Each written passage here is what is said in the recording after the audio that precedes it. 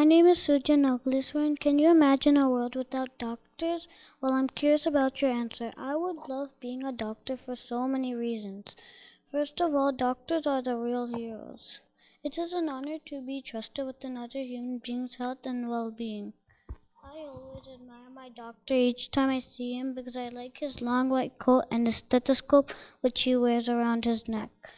A doctor who does health checkups and give medicine. Doctors are a really important part of the society. They get specialized in different fields such as allergies, oncologist, and pediatrician. Being a doctor is not easy because they have to pass a lot of stages first before becoming a doctor. I really want to help people because it is an opportunity to bring great benefits to humanity. It gives strength and satisfaction to really help and see the gratitude in the eyes of the patient after you have done helping them. Doctors give patients a second chance of life. I want to become a lifesaver to give people this kind of happiness. That's why I love being a doctor. Not all angels have wings, some have stethoscopes. Thank you, Sujan. That was a nice speech. I love how you wanted to tell us about how you want to become a doctor one day, so that's great. Next time, try avoiding reading off the cue cards. Write down just a couple words so that it'll remind you of what to say. It was very organized, though, so that was good. Also slow down so we can hear your speech clearly. So you started slurring your words a little bit, so slow down a little bit so that we can hear you. And have a conclusion at the end. So wrap it all up and then you can say a quick thank you and then that would be the end of your speech, right? Thank you. Hi, my name is Dashana Nagdeswaran. I want to be a scientist one day because I love science and being a scientist is so cool. I want my inventions to help other people. I had always had many questions and was skeptical of any answer. Here on Earth, scientists are the people who do researches to find out the answers about everything. A scientist has to be careful when doing investigations. For example, a scientist can investigate explosions, and explosions could be very dangerous. So a scientist needs to follow the rules and study it carefully. Also, scientists are very smart. They study things fast. A scientist will always concentrate on what they're doing. If a scientist does not concentrate when making a medicine, then they'll make it wrong and it'll be dangerous to us. A scientist's job is very serious. We live in a technological world, and its complexity continues to throw up challenges that require answers. Without science, you will not be reading this. Without science, there will be no computer, no internet, and no blogging, let alone all the other technologies you are so used to. If I will be lucky and be given an opportunity to achieve my mission, and as I want to be a scientist, I want to be a scientist like Marie Curie, Thomas Alva Edison, and Newton. I want to be a scientist like them one day because I love science and being a scientist is so cool. It would be fun doing all these experiments. Scientists are a fortune teller. Thank you. Thank you, Darshana. Yes, scientists are fortune tellers in some ways, and I think you would make a wonderful scientist one day when you grow up. So really looking forward to all of that. Maybe you'll be very famous and we'll hear your name again. But other than that, you did a very, very good job. I thought everything was well done. You had a strong, confident tone. You're clearly passionate about this because it relates to you. So that's all perfect. The only thing I would say is to slow it down a little bit and watch your side-to-side swaying. So the body language does matter a lot. So just keep a confident posture and then kind of go ahead with what you're saying. But you did a very, very good job. Thank you. You're welcome. Hi, my name is Saishran Satyanathan. I'm going to be going to grade 6 this year. Today my topic will be mother's love. We all have or had in our lives a mother, mom, ma, or amma, but its most beautiful soul-sounded similar connections with love and warmth. She is like a god to her children. The God cannot be everywhere, so he made mothers to protect all his children on the earth. We all can identify her as a goddess of multitasking. We say a thing or just give it a thought, and she does that from cooking to earning and from pampering to scolding us for our wrong things. She plays her part with utmost love and affection. The mothers are the creators of our existence. She made us feel what life exactly is. She made us alive and protected rituals within us. Isn't it? I think she's the strongest string who holds the entire family together. A mother is a person who molds and frames us, built us both physically and mentally, and empowered us to face the world. She is like a sunshine to her children, and always the first person who we can think about in our good situations or bad situations, and the first thought we all have in our mind when we are not well, when we feel sad, or when we face failure in life, or when we reach greatest height of success.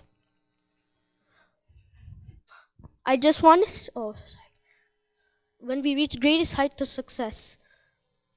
Somebody said it very well. Behind every successful man, there is a woman. I appreciate this quote and I have no second thought. This woman can be none other than a mother. Her prayers are just focused on her children because she's the one who carries the world with her, and the God blessed her with the power to nurture and a complete life in her womb in intense love and care.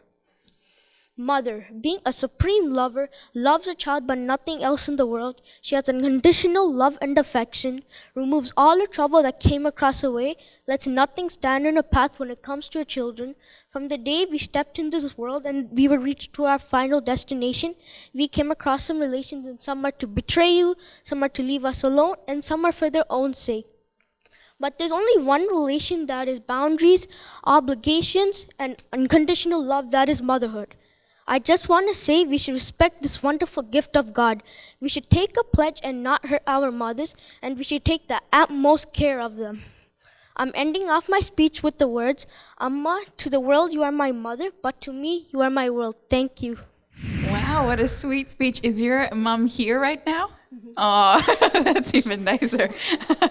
Yeah, clap for her. That was a great speech, a very sweet topic, a very unique topic, and very personal, so it kind of connected, I think, to lots of people in the room.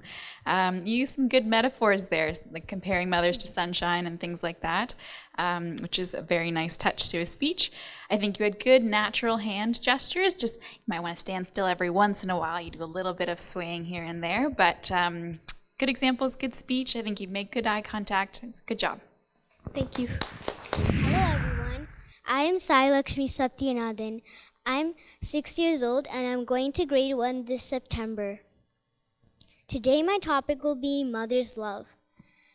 A very warm welcome to you all. I hope you guys are doing well today. I'm glad to give a speech on this wonderful day. Today my topic will be Mother's Love. Mother is the most lovable and adorable person. No love can exceed or even match the love of a mother for her child. She is the best trainer and guide of her child. No less than God is always the first person who we think in our happy times and not so happy times. She has been blessed with the power to nurture a complete life in her womb with intense love and care on many occasions, such as the Mother's Day. We are required to articulate our love and respect for the role the mother plays in our lives. Who is the mother? She is the one who sacrifices all her life for the sake of her children. Mother, being the supreme lover, loves her child like nothing else in the world. Mother is the only non-paid worker on this earth who works 24/7 without asking for a single penny in return. She has no holidays, no breaks, but still she delivers all her duties with full dedication. At last, I just want you all to respect this wonderful gift of God and to take a pledge not to hurt our mothers and to take utmost love of them, care of them, as they did during all their life to make our lives better. To conclude, I would like you all to always treat your mom with love and respect. Always be grateful to her as you own this life to her. She is the only one who made our existence worthwhile. Love you, Amma. Thank you, everyone, and have a great evening. Thank you, Sai Lakshmi, for your speech on motherhood as well and mother's love. It was beautifully done. You also used some great hand gestures throughout, and you were at a good pace with your speaking as well as your body language. So that was perfect. You also brought up some great points, just like before, so it was great. Also, don't forget to smile while you're talking about your mother as well, right? Thank you.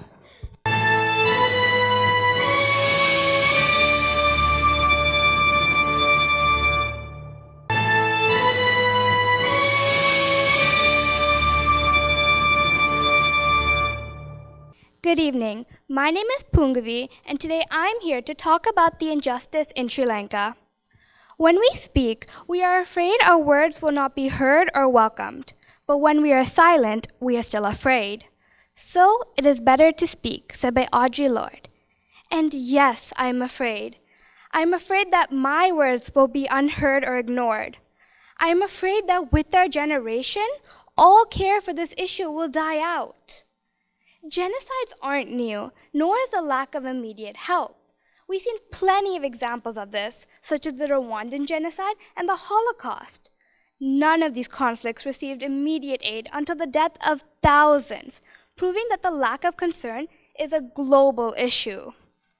To start off, we should care about this issue because the victims were innocent. They were brutally murdered, being burned alive, buried alive, and hacked to death. Imagine being brutally raped at the tender age of 8. Imagine being orphaned at a young age, being left with absolutely no one, alone. These children had their whole lives in front of them, and to end it just like that?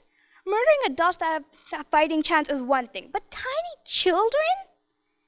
Even today, these children are still suffering in orphanages. Some with gruesome birth defects. Can you imagine having to use a disgustingly dirty washroom and having only a crumb of food each day? We should care about this issue, at least for these blameless children. Another reason we should care about this issue is because of their history.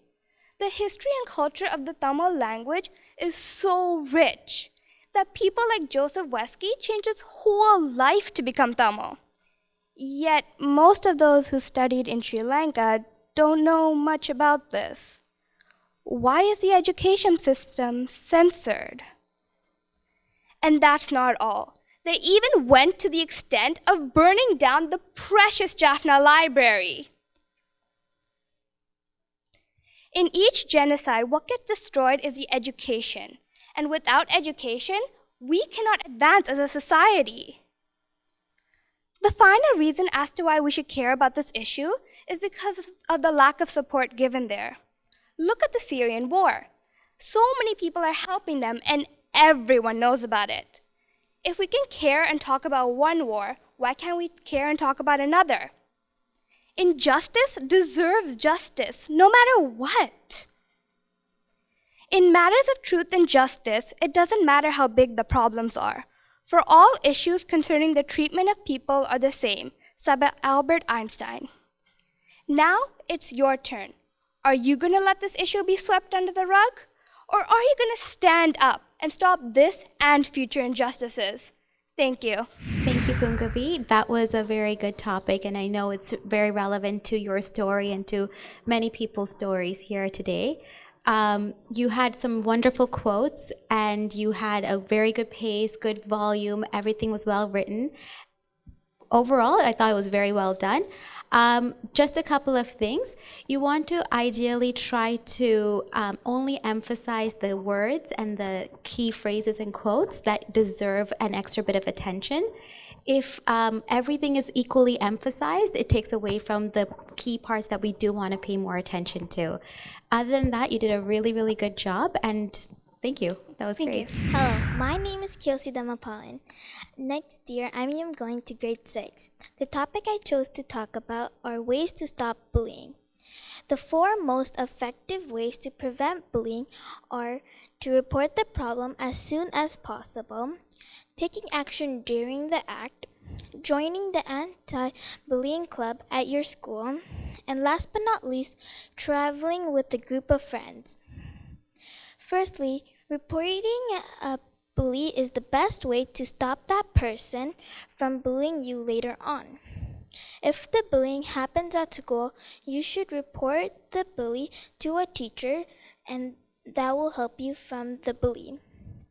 Long-term bullying only continues because the victim and the bystanders do not do anything to stop the bully.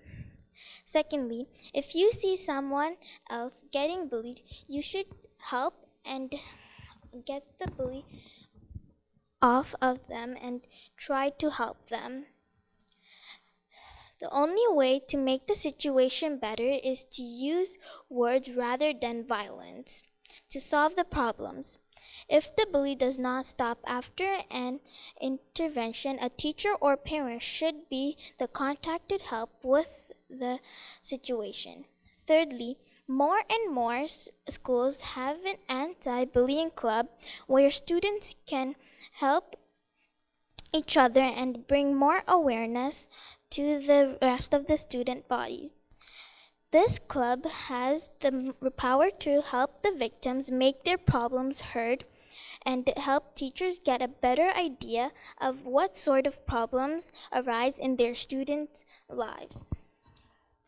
Fourthly, if there is a victim, then that person should travel with a group of friends. Traveling in a group makes sure that the victim can always have dependable friends around him or her and ready to help.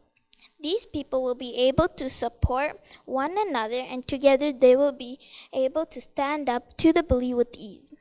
In conclusion, I would like to remind everybody that everyone can play a part into completely stopping a bully, whether it is reporting the activity or stopping the problem from getting any bigger, or joining the school's anti-bullying club, or even traveling together. But before I leave, I would like to say this quote: "The loneliest people are the kindest, the saddest people smile the brightest, the most damaged people are the wisest." And this is from My Little Pony. Thank you. Thank you for that speech. I thought it was really well done. I really liked the My Little Pony quote at the end, and I also liked how you kind of had a role for everyone towards the end as well, which is an important message that we can all do something about bullying. Also an important topic. I thought the focus on long-term bullying is kind of an interesting spin on the topic, and maybe you can dive more on that, kind of long-term versus short-term, if you want something kind of new to the conversation. I thought you were really good about saying in conclusion and kind of structuring the speech, which was really good. It's okay to have cue cards up there, but you can try and look up just a little bit more so you can see your eyes a little bit too. But otherwise, overall, good job. Hello, my name is Agashin Padma Kumar. I'm going to grade 9, and today's topic about my speech is on biking. Imagine if your vehicle has crashed or ran out of gas, what would you do? Then you should use a bike. For many of you asking, what is a bike and how it works? A bike is composed of 2 wheels, steered with a handlebar. There are brakes in the front that help you to stop the bike, and it's held in the frame. Many people have ridden a bike once in their life, and is a sport in the Olympics. You should ride a bike. It is good exercise. Many people should ride a bike, but first you have to follow the rules that apply to biking, or else you could get bike theft, injury, or fine. Number 1, you should always wear a biking helmet, because you're going to have to avoid getting a head injury. Most people don't, because they think that wearing a biking helmet is stupid, but it isn't. Number 2, always lock your bike on the bike stand so people won't take your bike. Number 3, always keep your hands on the handlebar, because we don't want you to fall off the bike thinking that most people do like the no hands challenge, which is actually so stupid. And finally, always look where you're going. So always look at the front. Like, people drive cars and they always focus on the road. Instead, you're riding a bike, so always look at the front. That's enough saying all the rules. Maybe you should try riding a bike with your cousin, sibling, parents, friends, or other people. Now, here are some facts about biking. Did you know that there are 1 billion bicycles found throughout the world? Bicycles were created in 1817. There are 5 people that created the bicycles who were Perry Lallement, Kirkpatrick Macmillan, Pyramid Shocks, and Maurice Oliver. Mostly people try to ride bikes, but they don't know how to stop bikes. So most people have bikes on their brakes. So there are brakes in front of the handlebars. So in case, most people have stopped the bike by using the feet. But we don't want your legs to come off. So there's a brake handle. Now, you should try riding a bike by yourself or with anyone. Grab a helmet, get your friends, get your bike, and start riding.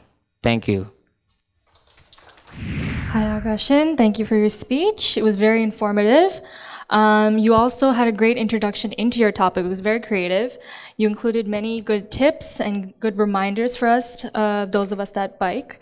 You were also at a very good pace. Also, don't forget to add some intonation to your voice. So certain sentences, push your voice up a little higher, just so it seems a little bit more natural, right? And when you're starting a new idea or a paragraph, have a little pause before then, okay? Overall, it was very well done. Thank you. Thank you.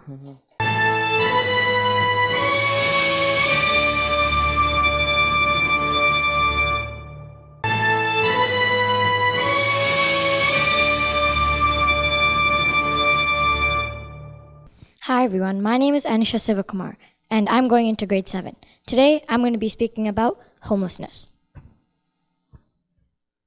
Did you know that there are 35,000 people in Canada that are homeless every night? And of this number, 20% is youth, aged from 16 all the way to 24. Same age as many of you I see here in the audience today. Or maybe a son, daughter, niece, or nephew.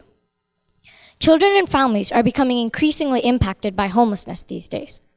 Today, I'm here to talk about a very sensitive topic, but harsh reality for many: homelessness. Think about it. The hard cement sidewalk and our long Canadian winters, not knowing what's going to happen to you. Imagine if you had no food, water, clothes, shelter, or even money. Being a marginalized population, it's extremely difficult for people experiencing homelessness to advocate for themselves due to the lack of resources. It's our responsibility to raise the awareness and decrease the stigma. In my talk today, I will be addressing some of the causes of homelessness and telling you guys how you can help on individual and organizational levels. Most people experience homelessness because of poverty or lack of affordable housing. Things are getting more and more costly these days, especially houses. Another example is when immigrants move to Canada. When they do, if they don't get the right support, they may find themselves facing a lot of unique situations and unfamiliar barriers, such as language barriers, for example. If they find that they have an inability to find a job and that they have no income, they have no other choice but to strive for the basic necessities of life. There are many, many ways you can help people that are experiencing homelessness. One of the ways is that you can donate to one of the many charities out there that help people experiencing homelessness. And another way is you can give some resources to show that you care, even if it's only a little. It can be anything from a warm coffee to your leftover change, or even canned goods to your local food drive. I know I donate annually to my local food drive, and I always give away clothes that are not of my use anymore to the Salvation Army, because it makes me feel proud inside that I'm doing my best to help those in need. And another great way you can help is by advocating for the government to help. In Canada, we have a very insufficient amount of homeless shelters. But the reason is because it's not very profitable for big companies to invest in things like homeless shelters or affordable housing. But this is an essential step into one day ending homelessness in our community. We must push for the government to provide incentives to companies so that they can develop affordable housing and prioritize homelessness in their political agenda. Homelessness is an epidemic that's greatly impacting our country, and I feel very strongly about my responsibilities to prevent that. And I think that you should too. While homelessness is a global issue, it's also a local one. That's why I decided to bring awareness to it today. Now to end off with one of my favorite quotes of all time. Janice Kukowski, a U.S. representative of Illinois' 9th Congressional District, once said, "There's a lot that happens around the world that we cannot control. We cannot stop earthquakes, we cannot prevent droughts, and we cannot prevent all conflict, but when we know where the hungry, the homeless, and the sick exist, then we can help." Thank you for listening. Thank you, Anusha, for that speech. You seem to be a born social justice warrior. You really seem to be passionate about helping people, and at such a young age you're donating, and it makes you feel good. Such a great message, because we need more of that in our world for sure. So thank you for sharing that speech with us. In terms of your delivery, you did such a remarkable job. Your volume, your passion just really seeped through. So that was the main thing, but a little bit more tonal variation and facial expressions can help with the engagement aspect of it, but it was very well done. Thank you. My name is Adishri Radindran. I will be going into grade 6, and my topic is an anecdotal speech about perspectives. It was on December 27, 2015. A beautiful snowy day in Markham. My family and my uncle's family had decided to go to a restaurant for dinner. Both families went to watch a movie afterwards. While waiting in line for tickets, me and my cousin were chasing each other. My dad warned me, "You are going to trip and fall, Adishri, if you are not watching where you are going." But not seconds after his warning, I found myself flat on the floor.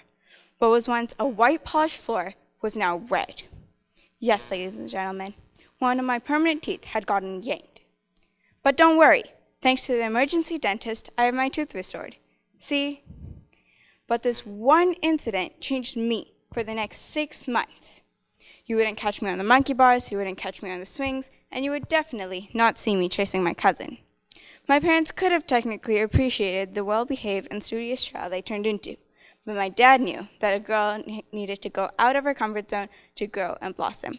So he told me a story. Once upon a time, there was a daughter who complained to her father that her life was miserable, that she didn't know what she was going to do.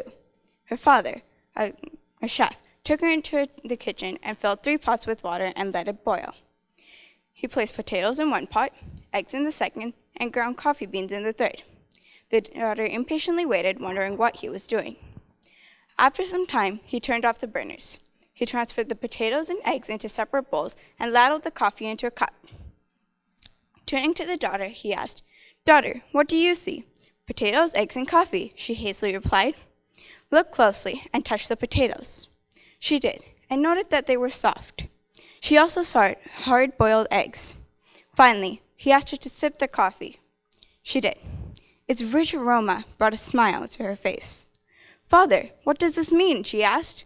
He explained that all 3 items met the same hardship, the boiling water. However, each one reacted differently. The strong potato became soft. The eggs liquidly inside became hard. However, the ground coffee beans were unique.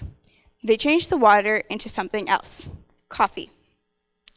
Just like the father in the story, my dad asked whether I would behave like a potato, an egg, or coffee bean when faced with adversity. He then told me a quote he likes, "Grow through what you go through." I am not sure if I will be an egg or coffee bean when faced with adversity, but I will definitely not be a potato. I have now come out of my phobia. I'm doing all the sports and activities that I enjoy. I play basketball, swim, learn taekwondo, and even go on snowboarding trips. You may also be faced with hardships in your life, but do not relent, because you grow through what you go through. Thank you. Thank you, Adarsh. I thought that was great. I think it was a great end to a very unique topic. I love the storytelling aspect in between too. It was very fun to listen to. I didn't even want to take notes. I just wanted to listen to you the whole time. So that was very well done. I think It's a good motivational end as well. The only feedback I have is that you're looking down occasionally, so every once in a while look up a bit more. And then when you're telling the story, and if the person in the story is smiling, you can also try and smile too, or something just to change up your face a little bit. But otherwise, I thought that was a very interesting topic and great speech. Good job. Thank you. Hello everyone, I am Ragan Rathindran. I'll be going into grade 8. Perseverance, as defined by the Merriam-Webster Dictionary, is persistence in doing something despite difficulty or delay in achieving success. Perseverance is a very beneficial trait to possess in any field. Whether you're a student, an employee, an entrepreneur, or an athlete, perseverance is the key to success in any case.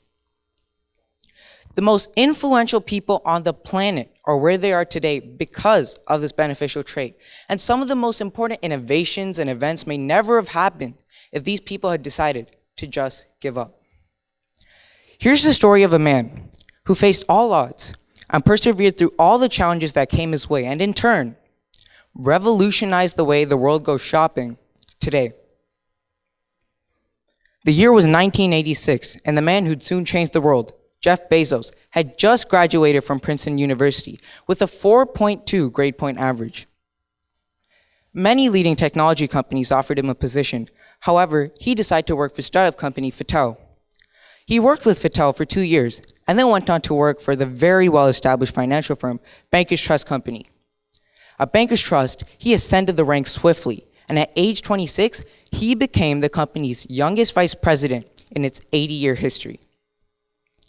However, Bezos didn't feel too challenged at Bankers Trust, so he went on to work for another financial firm, D.E. Shaw.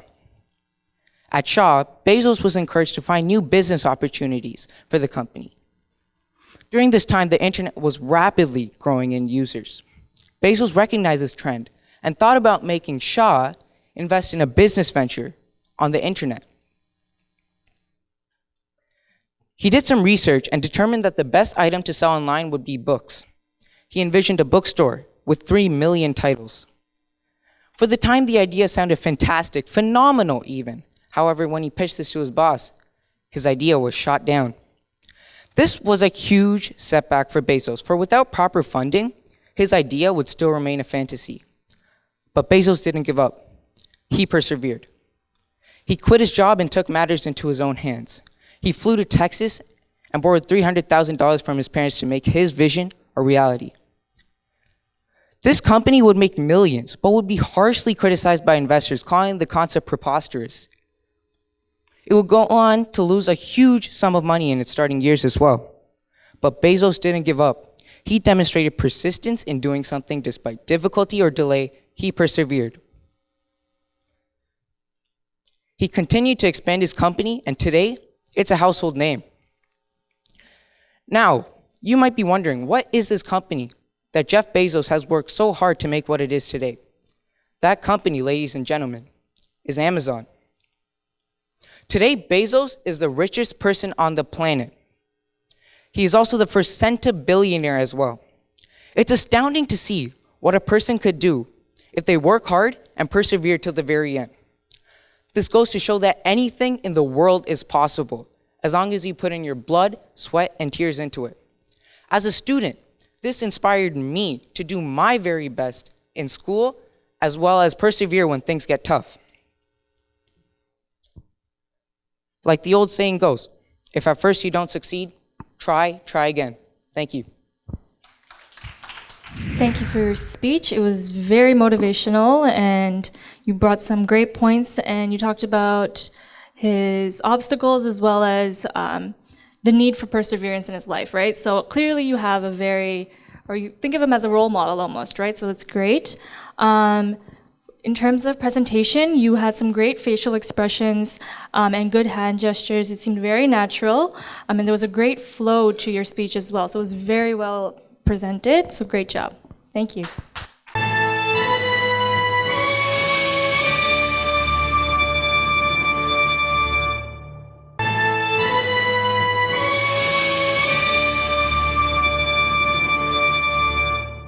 Hello, my name is Sarjan Jayaswaran, and I'll be going in grade 8. Every single day, most people use phones to make calls, to take photos, but how did they become the phone that we use today? One of the first phones was RCC, which was basically a radio you can transmit your voice through.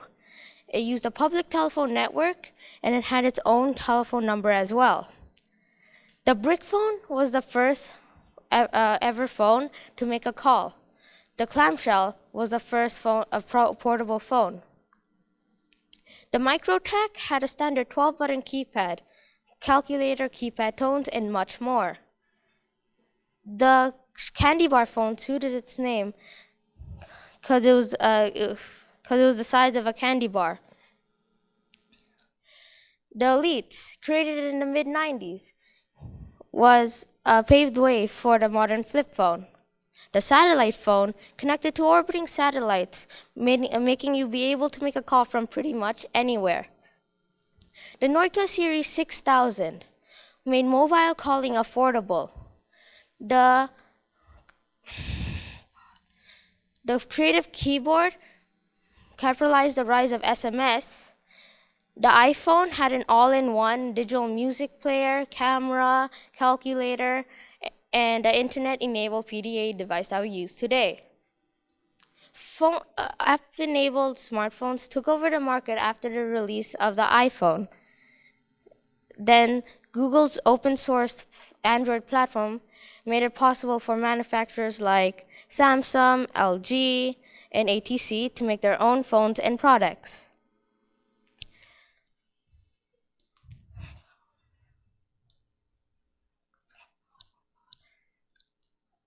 Phones went from a cost of $4,000 that only allowed you to call to phones that was $300 and allowed you to call, take photos, had a calculator, and the internet. All of that in just about 50 years.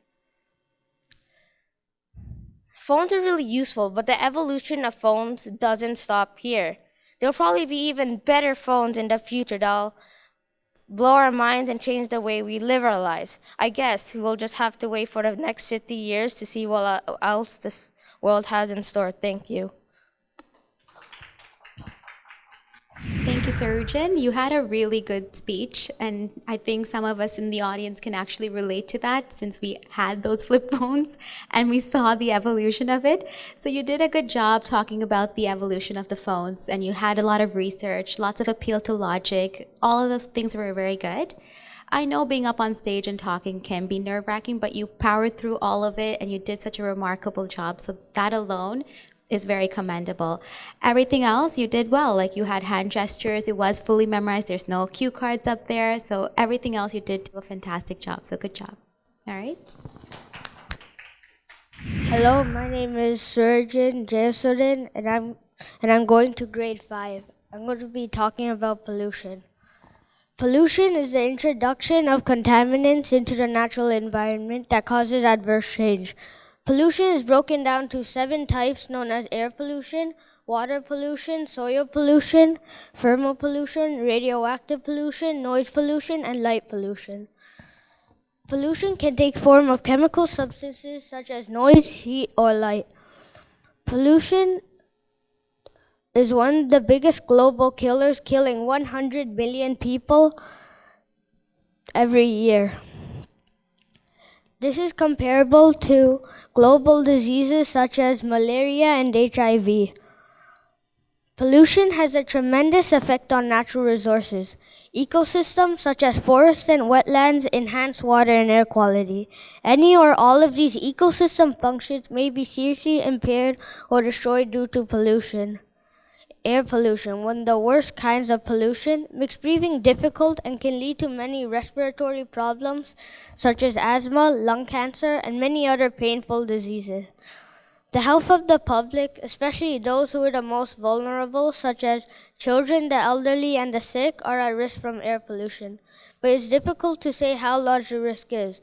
It is possible that this problem has been overstressed in relation to other challenges that are more deadly in the field of public health. We must hope the government does many things to help protect the earth from pollution. The problems are diverse and some are only being recognized, but it is important to keep a close control over pollutants in an acceptable condition for future generations. Thanks so much for your speech. I thought it was a very important topic, pollution. I think you did a great job of structuring that speech. You gave a lot of examples of pollution, and then you went into giving us a comparison to HIV so we get the scale of it. And then you went on to link it to diseases. So you covered a lot of key areas about pollution and how it affects other things, which is a great content for your speech. You seem pretty confident up there. You have your speech memorized. You're making eye contact, so that's good. You can try and hold the mic with one hand and kind of loosen your body up a bit and have more fun up there. But other than that, I thought it was a great speech and well written too. Water is the most important natural resource for life. Human beings need water, not only for drinking, but also for cooking, washing, irrigation, fishing, and more. People have been abusing and misusing water since long. Industrial wastes, garbage, and other remains of used commodities have been getting dumped in rivers and oceans, causing contamination of water. Water pollution is the contamination of water bodies, usually as a result of human activities. Water bodies include, for example, lakes, rivers, oceans, aquifers, and groundwater. Water pollution may cause severe waterborne diseases like cholera. Water pollution also affects environmental conditions. Dead fishes, dolphins, birds, or crabs are all a result of water pollution. All the pollutants are very harmful to the environment. Human population is increasing day by day, and thus their needs and competition leading pollution to the top level. We need to follow some drastic changes in our habits to save the earth, water, as well as continue the possibility of life here. Millions of people don't have water to drink, but if we all work together, we can achieve this goal. Thank you for your speech on water. It was very well done and very structured and organized, so that was great. Next time, just try avoiding reading. So look at your paper once in a while. Use a cue card with just a couple words if you like. And even though you're holding onto paper, try and use some hand gestures while you're talking to make it a little bit more powerful. You included some great points, but also try and include some tips on how we can save water, how we can be more responsible and mindful with it as well. Okay? Thank you.